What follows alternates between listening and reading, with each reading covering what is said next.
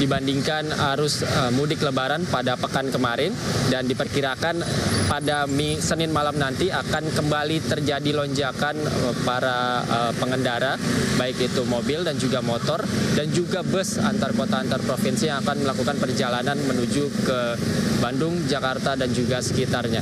Dan untuk mencegah kepadatan yang terjadi di lingkar Gentong Tasikmalaya, Jawa Barat ini, Polres Tasikmalaya bersama dengan Polres Garut ini telah bekerja sama untuk nantinya melakukan rekayasa arus lalu lintas satu arah sepenggal, di mana hanya di titik-titik yang terjadi kemacetan, misalnya saja di tempat kami mengabarkan saat ini, di lingkar Gentong menuju ke kawasan Malangbong, ini biasanya dilakukan rekayasa arus lalu lintas satu arah jika nantinya terjadi kepadatan. Dan memang kepadatan yang terjadi di lingkar Gentong Tasikmalaya, Jawa Barat ini disebabkan beberapa faktor, Bayu dan juga pemirsa. Misalnya saja dengan tingginya volume kendaraan yang baik berasal dari daerah ataupun arah Jawa Tengah menuju ke kawasan Jakarta, Bandung, dan juga sekitarnya ataupun sebaliknya. Dan juga karena kontur jalan di lingkar Gentong Tasikmalaya, Jawa Barat ini yang sedikit menanjak, sehingga mengharuskan para pengendara kendaraan, baik itu mobil pribadi ataupun bahkan bus-bus antar kota antar provinsi ini untuk memperlambat laju kendaraan mereka karena sedikit beresiko jika melewati tanjakan-tanjakan di kawasan lingkar Gentong Tasikmalaya, Jawa Barat. Dan selain rekayasa arus lalu lintas satu arah, nantinya polisi juga akan mengalihkan kendaraan-kendaraan yang berasal dari Jawa Tengah dan juga Ciamis ini akan dilewatkan ataupun diarahkan menuju ke Singaparna, kemudian akan keluar ke kawasan Garut, Jawa Barat. Dan memang untuk saat ini kami masih terus mengimbau untuk bagi Anda para pemudik yang ingin melakukan arus balik menuju ke Bandung, Jakarta, dan juga sekitarnya untuk tetap berhati-hati dalam berkendara. Siapkan fisik Anda, siapkan kendaraan Anda, karena memang kontur jalan di sekitar jalan lingkar Gentong Tasikmalaya, Jawa Barat ini sedikit berliku, bahkan curam, karena untuk beberapa hari terakhir ini kawasan Tasikmalaya hingga ke Garut ini seringkali turun hujan pada sore hingga malam hari. Demikian, Bayu. Ya, baik, kita tahu bahwa lingkar Gentong jalannya cukup berliku dan juga menanjak, dan memang beberapa hari ini cuaca bisa dibilang tidak menentu karena seringnya turun hujan. Baik, dari Hilby kita pantau ke rekan Toh Iskandar yang sudah bergabung sejak tadi di Cirebon. Toh Iskandar, seperti apa jika tadi Hilby bilang di daerahnya sudah mulai ramai, bagaimana dengan Cirebon, Toh Iskandar? Apa sudah juga ramai? Ada kemacetan di sana? Ya, baik Bayu dan pemirsa, memasuki puncak gelombang arus balik pada kedua ini, suasana arus lalu lintas di persimpangan 4 Palimanan Kabupaten Cirebon, Jawa Barat. Suasana sejak tadi pagi terpantau ramai lancar. Meski masih ramai lancar juga pengendara sepeda motor ini sempat tersendat di beberapa titik persimpangan, yakni di salah satunya di persimpangan Palimanan, di mana pertemuan arus ini dari arah Bandung menuju Cirebon, dan para pemudik kendaraan sepeda motor ini cukup tersendat di persimpangan lampu merah Palimanan ini. Dan namun meski masih terpantau lancar juga, ribuan kendaraan pemudik roda 2 ini akan melintasi pada gelombang puncak arus mudik yang kedua ini pada siang hari nanti. Dan mengingat seperti di layar kaca Anda, pemirsa, ribuan kendaraan yang bergerak dari arah Jawa yang menuju ke Jabodetabek seperti Bandung dan Jakarta melintas terus memadati di jalur arteri Pantura Cirebon sendiri, di mana iring-iringan kendaraan sepeda motor ini terus membludak di titik persimpangan. Bahkan juga pemudik sepeda motor harus mewaspadai di sejumlah 6 titik persimpangan di Kabupaten Cirebon dan Kota Cirebon sendiri. Namun pada puncak arus balik pada gelombang 1 kemarin terdapat petugas dari Disub Kabupaten Cirebon sendiri tercatat mencapai 75.113 kendaraan roda 2 yang melintasi di jalur Pantura ini.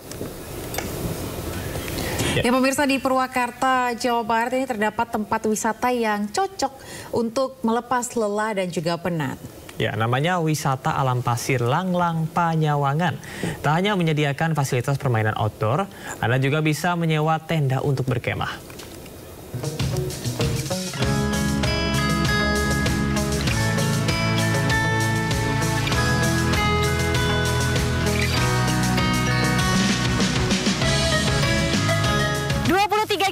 Dari pusat kota Purwakarta, saya menghirup segarnya udara di tengah pohon pinus. Sepertinya berjalan-jalan dan bermalam di sini menarik, pemirsa. Ikuti perjalanan saya, yuk.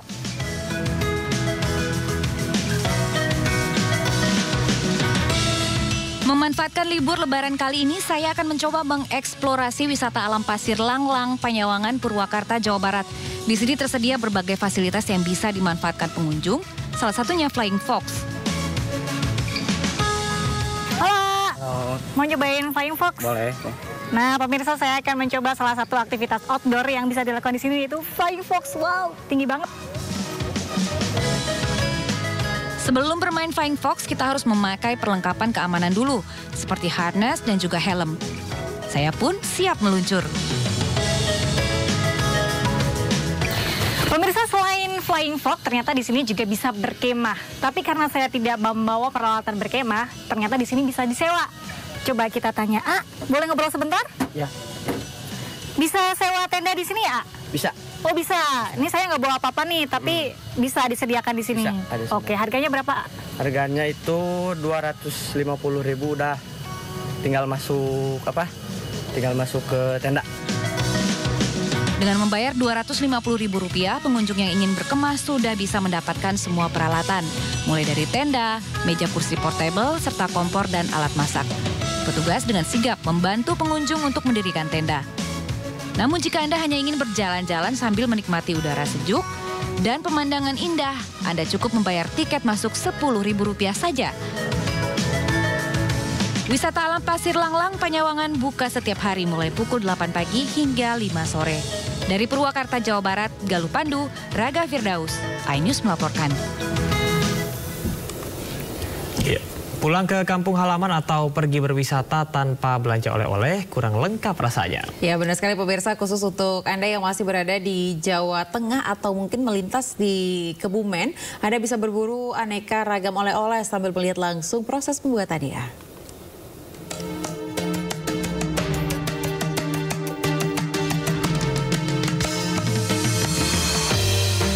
Berburu oleh-oleh khas Kebumen, salah satunya Anda bisa dapatkan di rest area di Jalan Nasional 3, Kecamatan Karanganyar. Di sini tersedia oleh-oleh seperti lanting, kue sagon, cipang, dan lainnya. Di rest area ini juga terdapat oleh-oleh khas berupa keripik tempe. Bahkan pengunjung juga bisa melihat langsung proses produksinya. Setiap hari, tempat ini memproduksi puluhan ribu keripik tempe. Apalagi di momen Hari Raya Idul Fitri dan libur Lebaran. Kebumen itu UKM-nya kan banyak kan landing sama keripik tempe. Itu memang produksi sendiri ya? Sendiri. Kalau keripik tempe sendiri ini yang jadi ikonnya ya Mas? Jadi ikonnya. Toilet juga ada, musola juga ada, terus oleh-oleh juga komplit, makanan juga komplit. Parkirannya? Parkirannya juga luas. Nah, bagi Anda yang mudik di wilayah Kebumen dan sekitarnya, tidak ada salahnya untuk mampir ke tempat ini.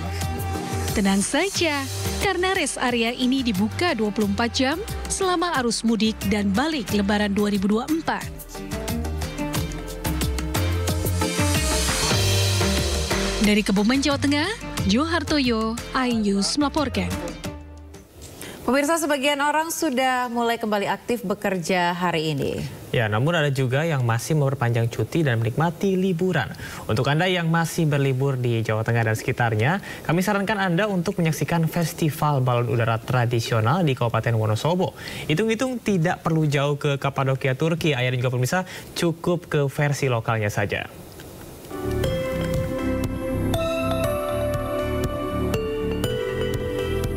Bukan di Kapadosia, Turki.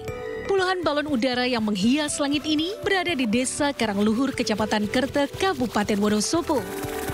Beragam balon udara warna-warni yang diterbangkan di lapangan desa ini merupakan kreasi warga desa.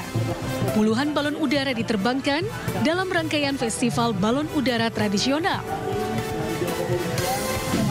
Menerbangkan balon udara sudah menjadi tradisi warga Wonosobo untuk memeriahkan Lebaran. Agar tidak membahayakan penerbangan, balon udara ditambatkan dengan ketinggian maksimal 150 meter. Ya, festival balon. Bagus, menarik, buat dikunjungin orang-orang. Kan jarang juga ada di mana-mana. Tahun ini balon udara diterbangkan di 14 lokasi di Kabupaten Wonosobo dan salah satunya di alun-alun Wonosobo. Bagi Anda yang ingin menikmati pemandangan balon udara di Wonosobo, masih ada waktu sepekan hingga hari Minggu, tanggal 21 April 2024. Dari Wonosobo, Jawa Tengah, Didik Dono Hartono, iNews melaporkan. Pemirsa, jika Anda ingin mencoba sensasi liburan yang berbeda, Anda bisa mencoba mengunjungi wisata terbaru di Malang, yakni The Lost Paradise. Ya, di sini Anda akan diajak berpetualang menelusuri hutan penuh pepohonan tropis dan tanaman Mediterania yang menyala warna-warni, serta bertemu dengan animatronika dinosaurus berukuran raksasa yang hidup.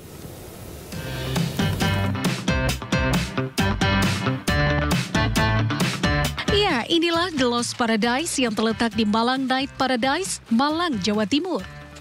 Hutan buatan menyala ini akan mengajak Anda berpetualang menelusuri hutan yang indah dengan pendar cahaya warna-warni sejauh mata memandang. Perpaduan cahaya dari permainan lampu-lampu yang terpasang, berbalut hutan yang dipenuhi pepohonan tropis, dan tanaman Mediterranean justru menjadikan hutan menyala ini begitu menawan. Terlebih di dalam hutan menyala ini terdapat berbagai animatronika dinosaurus berukuran raksasa. Mulai dari T-Rex hingga Coronataurus yang bergerak dan bersuara layaknya dinosaurus nyata. Pengunjung pun takjub akan hutan menyala ini. Mereka mengaku sensasi menikmati hutan di malam hari bisa menjadi pilihan berwisata baru yang berbeda. Saya masuk sini kan turun dari mobil ya Mas, dari sana. Kaget gitu, ternyata wah kok ada beneran kayak hewannya hidup gitu. Di dalam pertengahan hutan kayak gini kan bagus gitu ya Mas, nyala warna-warni kayak gitu. Jadi ya menurut saya keren lah, mantap. Untuk konsepnya di sini itu adalah Taman Dinosaurus berlabuh dengan cahaya malam di Malang. Jadi ini termasuk hutan menyala pertama di Jawa Timur. Layaknya hutan pada umumnya, hutan menyala ini juga dilengkapi dengan sungai buatan hingga air terjun. Dan tentu saja sangat menarik menjadi spot berfoto Anda. Sebagai wahana wisata terbaru yang dibuat khusus menyambut libur Lebaran, perlu Anda coba. Dari Malang, Jawa Timur, Denny Irwansyah, iNews melaporkan. Ya pemirsa, kebun teh kayu Aro Kerinci Jambi ini masih menjadi tempat favorit masyarakat untuk mengisi hari libur bersama keluarga. Ya, saat libur Lebaran, kawasan sejuk ini dipadati oleh pengunjung dari berbagai wilayah.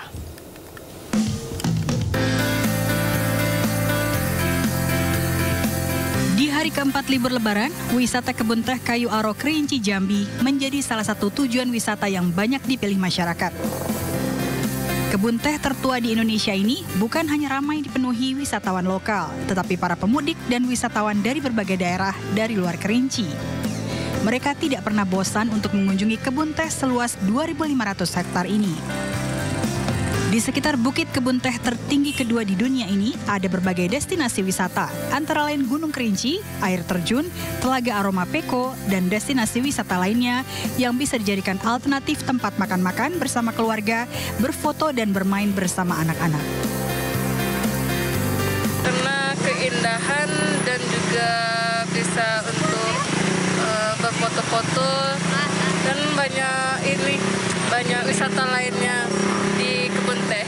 Pertama kali Bang, pertama kali kita datang ke sini, kebetulan ini libur Lebaran. Alhamdulillah kita senang di sini karena sifatnya kan ekowisata ya. Ada wisata keluarganya juga, kemudian bisa lihat kolamnya juga, macam-macam lah. Ya, selain di sini di mana Bang objek wisata yang sudah kita kunjungi Bang? Di Bukit Kayangan juga ada Bang. rencana kita habis dari sini mau kemana lagi, Bang?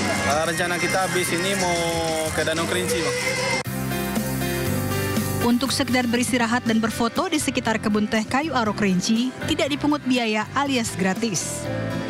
Namun jika Anda ingin menikmati fasilitas di dalam objek wisata yang dikelola oleh pemerintah dan masyarakat di sekitar lokasi, wisatawan diharuskan membayar uang retribusi. Dari Kabupaten Kerinci Jambi, Kapior Gandhi, iNews melaporkan.